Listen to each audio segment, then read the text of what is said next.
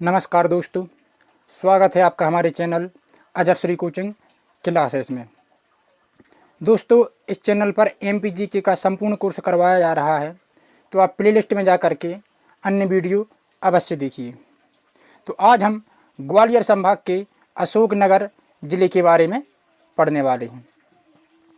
Okay, तो यह अशोकनगर ज़िला है जो यह पहले गुना ज़िले के अंतर्गत आता था। तो 15 अगस्त 2003 को गुना ज़िले से इसे अलग कर लिया गया। तो अशोकनगर ज़िले को कब अलग ज़िले का दर्जा दिया गया? 15 अगस्त 2003 को गुना ज़िले से अलग करके अशोकनगर ज़िले को बनाया गया। ओके, सम्राट अशोक के नाम पर इस ज़िले का नाम अशोकनगर रखा गया है। यदि क्वेश्चन आता है कि अशोकनगर का नाम किसके नाम पर रखा गया है, तो सम्राट अशोक के नाम पर। ऐसा माना जाता है सम्राट अशोक जब उज्जैन को जीत करके अपने घर वापस लौट रहे थे, तो इस नगर में उन्होंने एक रात्रि विश्राम किया था, तो वहाँ का नाम अशोकनगर रख दिया गया। यह जिला मध्य प्रदेश के उत्तरी भाग में स्थित है। अशोकनगर सिंध नदी एवं बेतवा नदी के बीच में स्थित है। आप मध्य प्रदेश का इस प्रकार से मैप देखेंगे तो ये जो उत्तरी भाग आता है, तो उत्तरी भाग में अशोकनगर जिला स्थित है।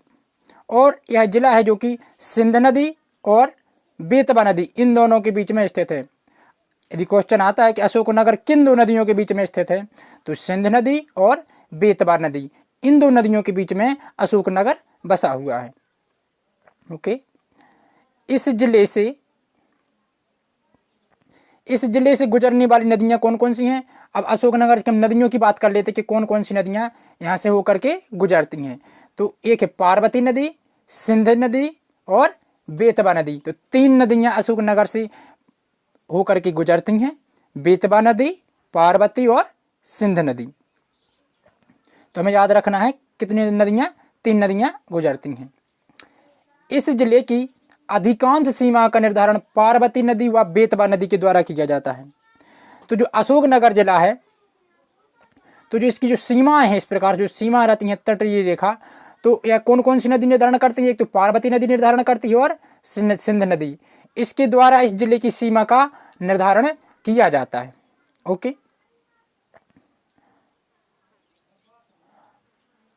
पार्वती व बेतवा नदी के द्वारा इसकी सीमा का निर्धारण किया जाता है। अब बेतवा नदी है एक, जो बेतवा नदी प्रवाहित होती है, तो बेतवा नदी सागर और उत्तर प्रदेश के ललितपुर जिले को अलग करती है। जहाँ से बेतवा नदी प्रवाहित होती है, तो वहाँ से यह सागर जिला और उत्तर प्रदेश के ललितपुर इन दोनों जिलों को डिवाइड करती है। ओके, तो हमें याद रखना है कि जो बेतवा नदी है सागर जिले और ललितपुर को अलग करती है। अशोकनगर की हम तहसीलों की बात कर लेते हैं। तो इसके अंतर्गत अशोकनगर, चंदेरी, ईसागढ़, मुंगलोई, सदोरा, नायसराय, बहादुरपुर और पिपरई 1 2 3 4 5 6 7 8 यानी 8 तहसीलें आती हैं। तो अशोकनगर जिले के अंतर्गत कितने तहसीलें आती हैं? 8 तहसीलें आती हैं। ओके, तो अशोकनगर के अंतर्गत कितनी तहसीलें आती हैं? 8 तहसीलें आती हैं। ये हमारे पास पुराना 2015 का मैप है, तब इन तहसीलों का विभाजन नहीं हुआ था। तो आप देख सकते हैं ये मुंगलोई है, चंदेरी है, ईसागढ़ है, सदौरा है और अशोकनगर। जब ये 8 तहसीलों का निर्माण नहीं हुआ तो तब का है मैप है। आपने देखा है इस प्रकार से ये अशोकनगर जिला बसा हुआ है और यह पार्वती और सिंध नदी के बीच में स्थित है। अब इसकी आगे हम बात कर लेते हैं चंदेरी। जो चंदेरी यहाँ की क्या है? एक तहसील है। ओके, तो चंदेरी के बारे में हम यदि बात करें तो यह महाभारत कालीन शिशुपाल थे। जो आपने महाभारत यदि सुना होगा, तो जो शिशुपाल थे वह चंदेरी का राजा माना जाता है। और चंदेरी की साड़ियाँ हैं जो कि बहुत ही प्रसिद्ध हैं। तो हम और महाभारत के बारे में भी हम जानकारी देखें तो जो शिशुपाल थे यह दुर्योधन के दरबार में थे। ओके, तो जब दुर्योधन की और श्री कृष्ण जब युद्ध हो रहा था, यानी कौरव और पांडवों का, तो तब शिशुपाल ने दुर्योधन का साथ दिया था। तो शिशुपाल बहुत ही दुष्ट प्रवृत्ति का था। वह भगवान कृष्ण को गालियाँ और उनके साथ गलत आचरण करता था। ओके, तो जो भगवान श्री कृष्ण ने शिशुपाल की जो माँ थी वह रिश्ते में श्री कृष्ण की बुआ जी लगती थी। तो श्री कृष्ण भगवान को पता था कि शिशुपाल की मृत्यु मेरे हाथों होना है, तो उन्होंने अपनी बुआ को एक वचन दिया था कि हम शिशुपाल की 100 गलतियों को माफ़ करेंगे। तो शिशुपाल डेली 100 गालियाँ देता था, लेकिन एक दिन उसने 101 भी गाली दे दी, तो भगवान श्री कृष्ण ने शिशुपाल का सुदर्शन चक्र से वध कर दिया। दोस्तों, तो ये कुछ महाभारत के फैक्ट थे, तो इन्हें भी हमें साथ साथ में जानकारी रखनी चाहिए। तो जो चंदेरी है यह यहाँ की सिल्क साड़ियाँ हैं। कौन सी साड़ियाँ? सिल्क साड़ियों के लिए बेहद ही प्रसिद्ध है चंदेरी। तो चंदेरी बहुत ही प्रसिद्ध है यहाँ की साड़ियाँ। आप इमेज में देख सकते हैं, यह साड़ियाँ चंदेरी की दिख रही हैं। तो और यह मध्य प्रदेश राज्य है जो अपना भारत का, यह चंदेरी की साड़ियों का पेटेंट करवाने वाला पहला राज्य है। चंदेरी की जो साड़ियाँ हैं इनका पेटेंट करवाया मध्य प्रदेश ने।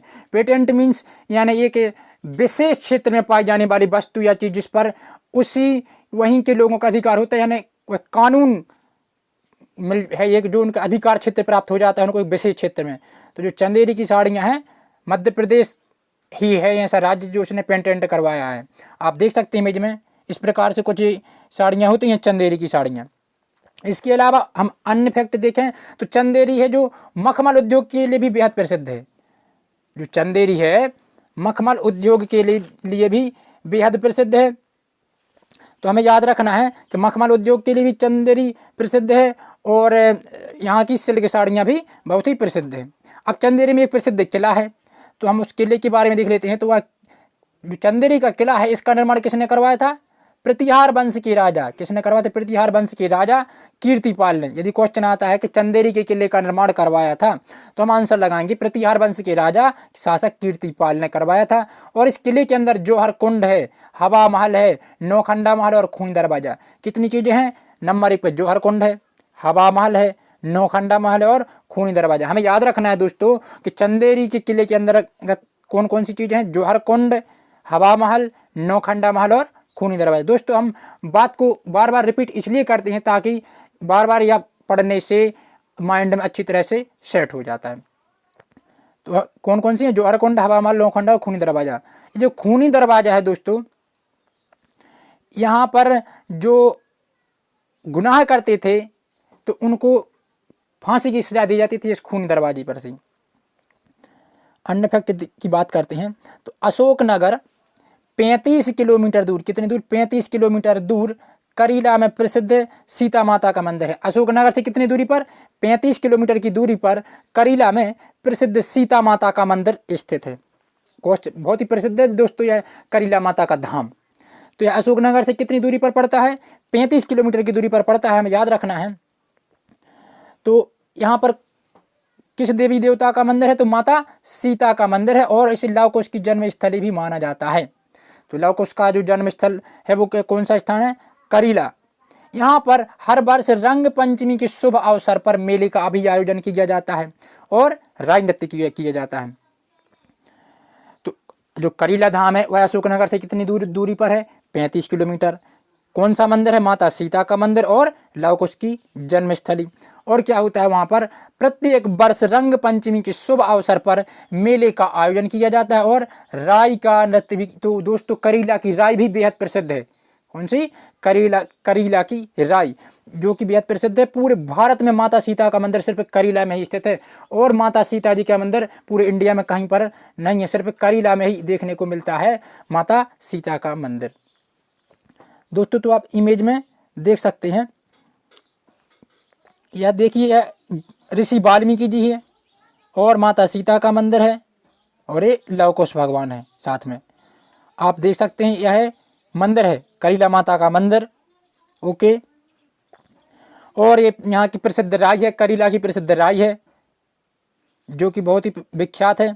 इस प्रकार से मेले का आयोजन होता है। बहुत ही अधिक मात्रा में श्रद्धालु जुड़ते हैं। यह करीला का मेला जो कि रंग पंचमी के शुभ अवसर पर आयोजित किया जाता है। ओके, तो इस प्रकार से हमने चंदेरी वो करीला के बारे में इम्पोर्टेंट फैक्ट देखे और अन्य पॉइंट देखते हैं कि अशोकनगर के कौन से ग्राम, एक कदबाया नामक ग्राम है। कौन सा ग्राम है?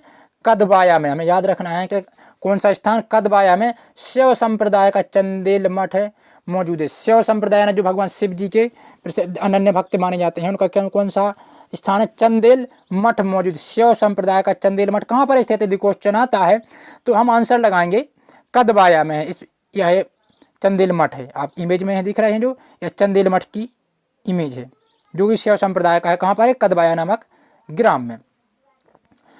अब अशोकनगर जिले को पूर्व में पधार के नाम से जाना जाता था।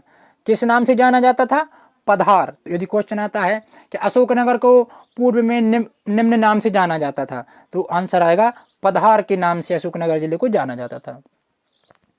अशोकनगर के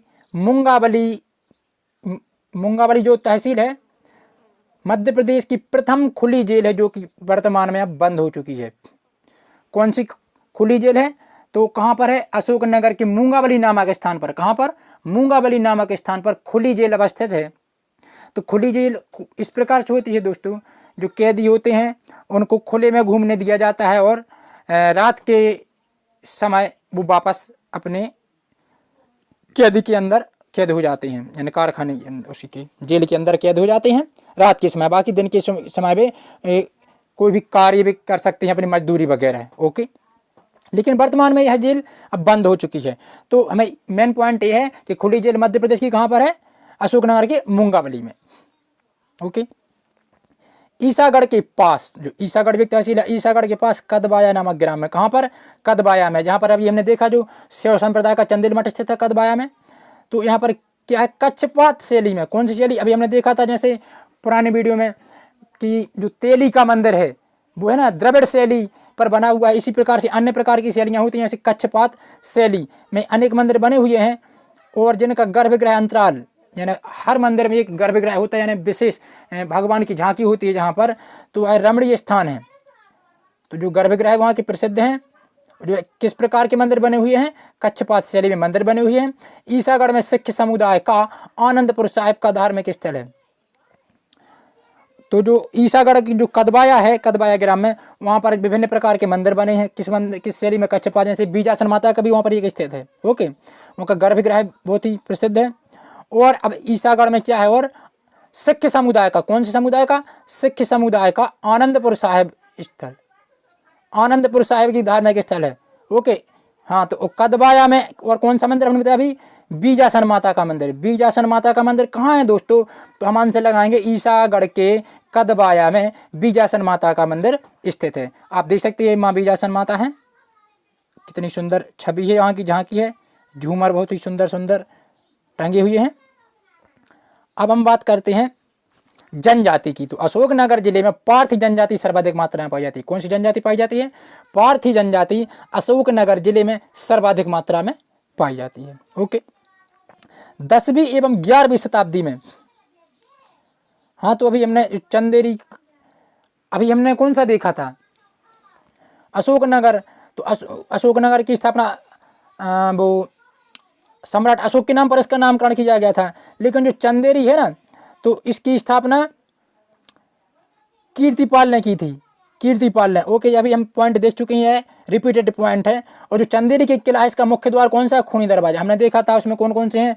एक जौहर कुंड है, हवा महल है, नौखंडा महल, और यह खूनी दरवाजा है। तो जो खूनी दरवाजा है मुख्य द्वार है किले का। हमने इमेज में भी देखा था कि जो चंदेरी के किले का मुख्य द्वार कौन सा है? खूनी दरवाजा। हमें याद रखना है कि चंदेरी के किले का मुख्य द्वार है खूनी दरवाजा। और अन्य पॉइंट देखिए आप, जो जौहर कुंड भी है। तो जो जौहर कुंड है, तो ऐसा माना जाता है कि जो जौहर कुंड है, चंदेरी के किले में स्थित जौहर कुंड, बाबर ने यहाँ पर आक्रमण किया था। यह पुराने समय की बात है, मुस्लिम शासक थे जब बाबर ने तो यहाँ पर आक्रमण किया था, तो और किले को संपूर्ण तरह से घेर लिया था। तो यहाँ की जब जो राजा थे वो परास्त हो चुके थे, तो उस समय 800 से अधिक राजपूत रानियों ने इस अग्निकुंड में जल करके भस्म हो गई थीं। तो यही जौहर कुंड इसीलिए प्रसिद्ध है चंदेरी का। ओके, तो चंदेरी का जौहर कुंड कहाँ पर है? चंदेरी में, जो कि अपने यहाँ पर 800 राजपूत रानियों ने अपनी बलिदान दिया था। ओके, तो हमें याद रखना है कि और इसका मुख्य द्वार कौन सा, खूनी दरवाजा। अब इस प्रकार से देखिए आप इमेज में, यह चंदेरी का किला है। कौन सा किला है, चंदेरी का किला बना है, जिसका निर्माण किसने करवाया था, कीर्तिपाल ने करवाया था। और यह है दोस्तों, यह खूनी दरवाजा है, यह खूनी दरवाजा है। इस दरवाजे में जो भी राज्य में गुनाह किया करता था तो उसको यहाँ से फांसी की सजा दी जाती थी, और यहाँ से ऊपर से फेंक दिया जाता था, और कुछ लोगों को वहाँ से खून ही खून इस दरवाजे से टपकता रहता था। अतः इस दरवाजे का नाम खूनी दरवाजा रखा गया है। ओके, आप इमेज में देख सकते हैं, खूनी दरवाजा की इमेज है। और अन्य पॉइंट देखिए आप, चंदेरी में बैजू बावरा की समाधि स्थल है। किसकी, बैजू बावरा की समाधि स्थल है। आप देखिए जो चंदेरी में बैजू बावरा की समाधि स्थल है, तो हमें याद रखना है समाधियाँ भी बहुत ही इंपॉर्टेंट होती हैं। जैसे कि ग्वालियर में रानी लक्ष्मीबाई की समाधि, उनकी सहयोगिनी झलकारी बाई की समाधि, तानसेन का मकबरा आदि स्थान होते हैं जो समाधियाँ, तो ये भी इंपॉर्टेंट होती हैं। तो हमें याद रखना है कि बैजू बावरा की समाधि कहाँ पर है, तो चंदेरी में। ओके, अब यहाँ की प्रसिद्ध, बहुत ही प्रसिद्ध अनाज मंडी है अशोकनगर में, प्रसिद्ध अनाज मंडी है, सबसे बड़ी अनाज मंडी। और यहाँ का जो गेहूँ होता है, ये कौन सा गेहूँ, सरबती गेहूँ। यदि क्वेश्चन आता है सरबती गेहूँ के लिए प्रसिद्ध जिला है कौन सा है, तो अशोकनगर सरबती गेहूँ के लिए बेहद ही प्रसिद्ध जिला है। ओके, तो सर्वाधिक उत्पादन किया जाता है सरबती गेहूँ का अशोकनगर जिले में। यह इंपॉर्टेंट पॉइंट है दोस्तों एग्जाम की दृष्टि से, तो इनको हमें अच्छे से याद रखना है। दोस्तों यदि वीडियो आपको पसंद आ रहा है तो कृपया वीडियो को लाइक करें और चैनल को सब्सक्राइब कर लें और बेल आइकॉन प्रेस कर लें, ताकि आपको इसी तरह की और भी वीडियो मिलते रहें। ओके, अब अन्य फैक्ट देखते हैं। अशोकनगर के तुमेन नामक स्थान पर, कहाँ पर, तुमेन नामक स्थान पर विंध्यवासिनी माता का मंदिर स्थित है। कौन सी माता का मंदिर स्थित है, तो विंध्यवासिनी माता का मंदिर स्थित है। आप देखिए यह जो है ना, तुमेन में विंध्यवासिनी माता का मंदिर स्थित है। यहाँ पर भी श्रद्धालुओं की भीड़ लगी रहती है। तो विंध्यवासिनी का मंदिर कहाँ पर है, अशोकनगर के तुमेन नामक स्थान पर मंदिर स्थित है विंध्यवासिनी माता का। ओके, अब अन्य वहाँ के जो प्रमुख व्यक्ति व प्रसिद्ध व्यक्ति माने जाते हैं वहाँ की, तो उनके बारे में बात कर लेते हैं। तो अशोकनगर के प्रमुख व्यक्ति हैं जैसे कि गणेश शंकर विद्यार्थी, गिरजा कुमार माथुर, ये बहुत प्रसिद्ध कवि हैं, ये श्री कृष्ण सरल।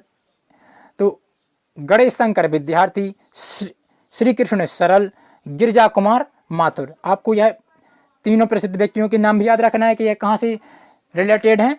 यह है अशोकनगर जिले से, गणेश शंकर विद्यार्थी, गिरजा कुमार माथुर और श्री कृष्ण सरल। ओके, तो हमने इस प्रकार से बहुत सारे अन्य पॉइंट देखे कि जैसे कि करीला माता का मंदिर है, तो हमने वहाँ पर देखा कि लव कुश का भी जन्म स्थल हुआ है वहाँ पर। तो मध्य प्रदेश में दो स्थान हैं, एक तो यही करीला माता का मंदिर हुआ जहाँ पर लव कुश का उल्लेख मिलता है, और एक और है जहाँ उसका नाम है लव कुश नगर। ओके, हम पॉइंट हम इसमें इंक्लूड नहीं कर पाए हैं। तो एक है लव कुश नगर, जिसका नाम क्या था पहले, लोहड़ी था। तो यह छतरपुर जिले के अंतर्गत आता है। यहाँ पर भी लव कुश का उल्लेख मिलता है। यहाँ पर ऐसा मान्यता है कि वाल्मीकि ऋषि के आश्रम में इन्होंने अपनी शिक्षा ग्रहण की थी। ओके, वाल्मीकि ऋषि के आश्रम में जो लव कुश नगर है, जो कि छतरपुर जिले के अंतर्गत आता है, इसका पुराना नाम लोहड़ी था। तो यहाँ पर उन्होंने अपनी शिक्षा ग्रहण कर ली थी। तो हम एक बार रिवाइज कर लेते हैं, है ना। तो जो अशोकनगर है, इसका गठन कब किया गया, गुना के अंतर्गत आता था, या पहले इसका गठन 15 अगस्त 2003 को किया गया। ओके, अशोकनगर के नाम पर इसका नाम रखा गया है। इस जिले से गुजरने वाली नदियाँ कौन कौन सी हैं, पार्वती और सिंध नदी, बेतवा, 3 नदियाँ गुजरती हैं, बेतवा, पार्वती और सिंध। अधिकांश सीमा का निर्धारण पार्वती और बेतवा नदी करती हैं। और जो बेतवा नदी है सागर और ललितपुर जिले को अलग करती है। इसके अंतर्गत 8 तहसीलें आती हैं। ओके, चंदेरी की साड़ियाँ बहुत ही प्रसिद्ध हैं। और यह मेन पॉइंट याद रखना जो कि एग्जाम की दृष्टि से बहुत ही महत्वपूर्ण है कि जो पेटेंट करवाने वाला मध्य प्रदेश का पहला राज्य है। जो यदि क्वेश्चन आता है चंदेरी की साड़ियों का पेटेंट करवाने वाला पहला राज्य कौन सा है, तो आंसर होगा मध्य प्रदेश। चंदेरी मखमल उद्योग के लिए विश्वविख्यात है ना। प्रसिद्ध किला है जिसका नाम किसने करवाया था, प्रतिहार वंश के राजा कीर्तिपाल ने करवाया था। इसके अंतर्गत 4 अन्य प्रसिद्ध जगह है, जौहर कुंड, हवा महल, नौखंडा महल और खूनी दरवाजा। खूनी दरवाजा इस किले का मुख्य द्वार है। ओके, 35 किलोमीटर दूर अशोकनगर से करीला माता का प्रसिद्ध मंदिर स्थित है, जहां पर हर वर्ष रंग पंचमी के शुभ अवसर पर मेले का आयोजन किया जाता है। और करीला की राई बेहद ही प्रसिद्ध है। ओके, और अशोकनगर जो कदवाया है, यहाँ पर शैव संप्रदाय का चंदेल मठ मौजूद है। और इस अशोकनगर का पूर्व नाम क्या था, पदहार। क्या था अशोकनगर का पूर्व नाम? पधार। और मुंगावली में खुली जेल है, कौन सी? अशोकनगर की मुंगावली जो तहसील, यहाँ पर खुली जेल स्थित है। और ईसागढ़ में सिख समुदाय का आनंदपुर साहिब धार्मिक स्थल है। बीजासन माता का मंदिर स्थित है कदबाया में, कदबाया में बीजासन माता का मंदिर स्थित है। ओके। और पारथी जनजाति सर्वाधिक मात्रा में पाई जाती है यहाँ पर। हमने देखा एक खूनी दरवाजा है, बेजू बाबरा की समाधि बनी हुई है चंदेरी में। और यहाँ अनाज की बहुत बड़ी मंडी है अशोकनगर जिले में। और सरबती गेहूं का सर्वाधिक उत्पादन किया जाता है, सरबती गेहूं का। तुमेन में यहाँ की विंध्यवासिनी माता मंदिर है। और गणेश शंकर विद्यार्थी, गिरजा कुमार माथुर और श्री कृष्ण सरल यहाँ के प्रमुख व्यक्ति माने गए हैं। दोस्तों, यदि वीडियो आपको अच्छा लगा हो तो आप ज़्यादा से ज़्यादा शेयर करें और चैनल को सब्सक्राइब कर लें। और यदि वीडियो से संबंधित आपके पास में कोई डाउट हो तो आप कमेंट में अवश्य पूछ सकते हैं। वीडियो देखने के लिए धन्यवाद। जय हिंद।